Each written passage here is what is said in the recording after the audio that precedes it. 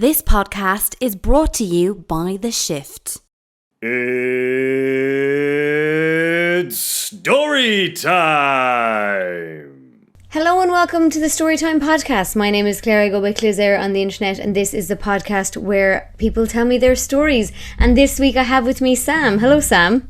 It's a pleasure to be here with you, and I wish I was with you in Ireland right now. Would you like to introduce yourself to the audience? Sure. So I'd say that there are 5 things that guide and direct me in life, and that's servant leadership, story sharing, activator, igniter, champion enabler, and community do-gooder. And those 5 things have really guided and directed me in many fulfilling areas. And the one that I think that, you would like to most hear about is that story sharing piece. And the reason I call it story sharing and not storytelling is storytelling is one directional. I'll tell a story. Story sharing is sharing a story, but then also having the other person share their stories as well and having a meaningful conversation. And before we get into your story, would you like to tell people where to find you on the internet, to follow you, connect with you, all that kind of stuff? Oh, yes. I mean, I'm on all of the social media channels of Instagram and Twitter. I've got my own website, so it's sam-thiara, thiara.com. And that's where people can read the blog posts, where my book is published, and, speaking opportunities. And I'm also on LinkedIn, and people can find me there as well. Yeah, so do you want to get into your story? Of course. So growing up, to think of it this way, I am a British-born Canadian with parents from Fiji Islands, which is near Australia, and grandfathers who come from India. Who am I? Oftentimes people would, if you physically look at my appearance, I look Indian. So people would naturally come up and say, oh, what part of India are you from? And I'll be, well, actually, I was born in England and raised in Canada. And they're like, no, your parents, what part of India are they from? Well, my parents come from Fiji Islands, which is near Australia. And they're like, wait, are you Indian? Well, my grandfathers come from India. And then the other side of it is people would be like, well, you're not Indian, you're Canadian. So I think a lot of people struggled with this identity piece. And I find that, it's also a situation where people would be like, no, really, where are you from? And even though you've described everything. We were so distantly and far removed from our ancestral roots in India. I decided that I needed to gain and learn more about my cultural, ethnic background, because it seemed like my life was in segments. But the one that really seemed to be missing was my Indian cultural identity. Nobody really knew where this village of ours was, where our grandfather left, and the ancestral roots. And I decided to embark upon a journey to locate and find this house, my grandfather's house in India. It was interesting because when I made that statement, I'm going to go to India, I want to find this house, there was a lot of challenges. There were a lot of noise that said, you're not going to be able to find it. Why are you even looking? Do you realize if you find it, you may not even have a good experience? Or they may be wondering, why are you even here? But I needed to find my grandfather's house for 2 reasons. Number 1, the thread of my ancestral roots is literally about to break. If something happens to me, because nobody in my family would embark on this journey, if this thread ever broke to my ancestral roots, it's gone forever. Nobody in future generations will ever know where we came from. All I had was a faded photograph and very little information. That's what the thin thread was. Equally, and I write about this in my book, my father, when I was 9 years old, became a paraplegic. He had an industrial accident, and as a result of that industrial accident, he has never been to India, but he's done a lot for us. I felt like I really wanted to do something for him, to find his father's house, my grandfather's house. So I decided to go on this journey. And again, as ridiculous and as crazy as it was, because I had never been to India, I thought this was a great opportunity to go to a part of the world that I needed to explore. I got to India. I was a foreigner going to a land that shouldn't be foreign to me, in search of a needle in a haystack and not knowing where this haystack was. We had some information, the name of the village, the town that it's about 6 miles away from, and the district that it should be in. But the noise kept saying, we know the town, but we've never heard of this village. I think the name is wrong, or maybe the name is changed. Well, what drove me to India was this ancestral roots, but also made me realize I want to be a traveler. I want to experience the places I travel. I don't just want to see things, I want to experience. So we landed in India, and nothing will ever prepare you for India. I just still remember when we got to the airport, that part of everything, it's like no other, I mean, it's just like any other airport that I've been in. You go through customs and immigration and whatnot, but just when you exit out into the world, these sliding doors just opened up, and I stood on the doorway, frozen for a few seconds, because there literally was 1,000 people there. It was noisy, and people were holding signs. They wanted you to go with them. And I was just like, oh my gosh, where have I walked into? The only thing separating people from us were these barriers, but people were to the left of us, people to the right of us. I felt like Moses crossing the Red Sea, because everybody was there, but we were parted by this fence. That was my first introduction to India, and this understanding of what am I really doing here? Finally, we did find a gentleman holding a sign with my name on it. The name wasn't spelled correctly, but I was like, I don't care. I'm going with this guy. And turned out it was our driver. And, that was our introduction to India. We got to the hotel, and we did the things of, the next day, seeing the sights and the sounds. And what I write about in the book, and I call it Lost and Found, Seeking the Past and Finding Myself, is going to the sites. But it wasn't just, okay, here you go, and you just see this place. No, I wanted to run my hands along the wall and feel the sandstone. I wanted to feel the cool steps of the marble underneath my feet. And it was interesting because it was the magnificence that I saw, but I also needed to see the poverty. I needed to see the injustice, because that is part of India. And what I experienced was an amazing resilience in the people. I went along and with my wife, and we experienced India, but the journey was important for self and for the ancestral piece. For the self, I remember laying in bed over about a week and a half into this journey, trying to process. And all of a sudden it hit me that from an identity standpoint, I was doing it all wrong. I was segmenting my life as Canadian, British, Indian, and Fijian. In Indian cooking, there's a thali, which is a platter with segmented dishes. So here's the segmented dishes of, being British, Canadian, Fijian, Indian. And for 11 years, I played in an Irish military pipe band, so there's a bit of Irish chutney on the side as well. But equally at the same time, I realized in the morning, you know what? I'm doing this all wrong. Instead, I'm a rice dish which we call khichdi.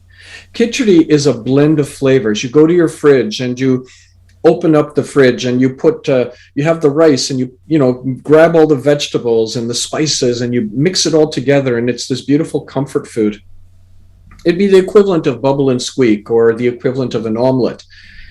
That's what my realization was about my own identity, is rather than segmenting my life with whoever I'm running with or in that segment, I can embrace them all at the same time, and they are all my components. And it made other people realize when I share that part that they're khichdi too.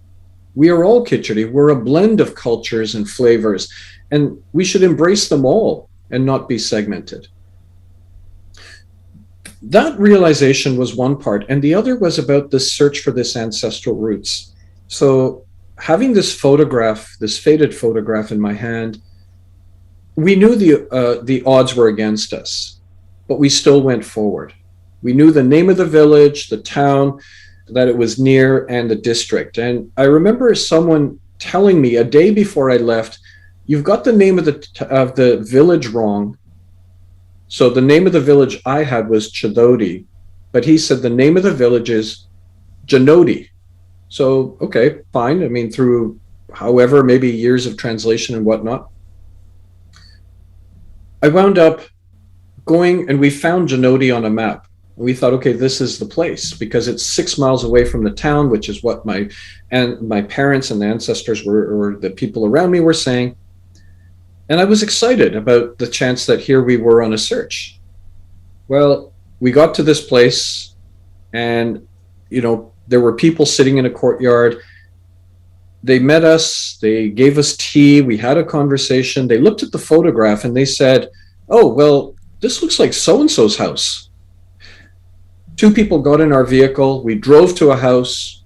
Next thing you know, people are coming out of the house. There's about 10 people. They look at the photograph and they're like, no, this isn't the right place. But the person in the photograph looks like so-and-so. And we wound up going to another place and another and another. And it was just a setback after setback after setback. And initially, when you got to Janodi, you were excited and thrilled that, oh my gosh, is this it? Is this where my grandfather left from? And at the end of it all, after 5 different interactions, we realized Janodi was the wrong village. And my hopes were dashed. We got back to the hotel and I phoned my father and I said, he said, how's things? I said, it's good, but I didn't find the village. And he said, you know what? Don't worry about it. Enjoy India. And it was interesting because I looked at it going like, I'm not going to give up that easy. So the next morning, my driver came. He said, what would you like to do? My wife thought we were going shopping and she was thrilled until I said, no, you know what? We're going to get to Garshankar, which is the town. I want to just ask people if they've heard of Chidodi. And sure enough, we got to Garshankar. There were people there and no, we'd never heard of the village. And, all of your hopes are starting to diminish. Well, finally, with the window open, a gentleman, I could hear him say, oh, Chidodi, in our language, say, Chidodi, oh, it's up the road this way, 5-6 miles. And I'm like, wait, did I just hear that correctly, Chidodi? And next thing you know, okay, we're on another drive to a village. I remember getting to this archway and this old man just sitting there staring at the ground. And so we stopped there and our driver asked, is this Chidodi? He said, yeah, this is Chidodi. And he just sort of sat there looking at the ground. We gave him the picture. He looked at it and he's like 80 years old and he looks like he fell off a charm bracelet. No glasses, no nothing. And he just sat there and he goes, I think I know where this house is. And at this point in my time on this journey was like, okay, here we go again. So he gets in our vehicle. We drive up to a house and he walks up to the house. People come out and I'm like, yep, here we go again. People will look at this picture. That's it. Well, next thing you know, there's this number of people that came out. And what was interesting is when we took the picture, and it's a faded picture, a lady looked at herself and said, that's me in the picture. Who are you guys? And it was just one of those moments of like, wait, this is you? And she goes, yeah, this is me. Who are you guys? It turned out that my grandfather had an older brother. These were the wife of the siblings of my grandfather's older brother. Gotcha, yep. Direct family. And all of a sudden, when I explained who I was and how my grandfather left India, they knew who we were, but nobody had ever shared who we were, like how we had grown up or where we had gone or anything. We hugged and we sat and we shared stories. And then her son came by, who was my cousin, and we wound up touring the village and learning more about, my grandfather's older brother and his 2 sisters. And it was just one of those euphoric moments of I'm home. And it felt like I was home. And, just this whole area. Now, I was persistent in my journey. I went to India with Ziploc bags because I wanted to find my grandfather's house. I found it. I went out into the fields. I scooped up dirt and I brought the dirt home to my father. So he has a connection back to his father's house. And we talked, we shared, and it was also, I needed to know, why did my grandfather leave India?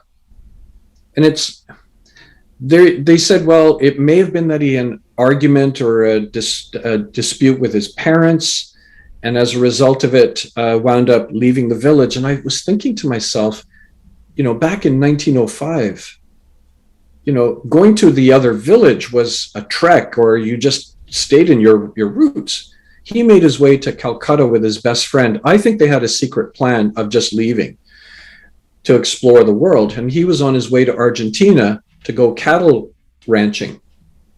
Well, the boat stopped in Fiji, and we're trying to figure out why Fiji. And part of it was maybe where he came from is landlocked, and he was just tired of traveling by boat and got off the ship. Maybe he thought that when the boat docked in Fiji, that this is the paradise it is meant to be, and maybe this is a beautiful place, and forget about Argentina, I'll settle here. Maybe he thought it was Argentina, got off the ship left, and he's like, wait, this isn't Argentina, come back. But then that's how you learn these stories. Wrapping it up, I think what I would like to share is a lot of people are unsure of their ancestral roots, their cultural makeup. And I think that what we need to do is really embrace that we are a blend of flavors, that we're a blend of cultures. We can be so many different things. I've had people reach out and said, it's amazing that you were able to find that needle in a haystack in this country of 1.6 billion people. But I could never do that because we don't know exactly where my ancestors are. So people would tell me that. For example, I had one person telling me that, their ancestral roots are from Sicily, and we don't know anything about it. And I said, well, what if you went to Sicily and you're walking the streets? Does something resonate with you and make you feel like you're home? And you don't have to find the house, the village, the town, but just the fact that you're in a place where your ancestral roots are. Does that provide you some level of comfort? You're home. So Lost and Found, Seeking the Past, Finding Myself is a book I wrote for myself, but it's also for other people as well. It's a beautiful story of overcoming obstacles, not listening to the noise, and persistence. But it's also about finding oneself and appreciating who one is.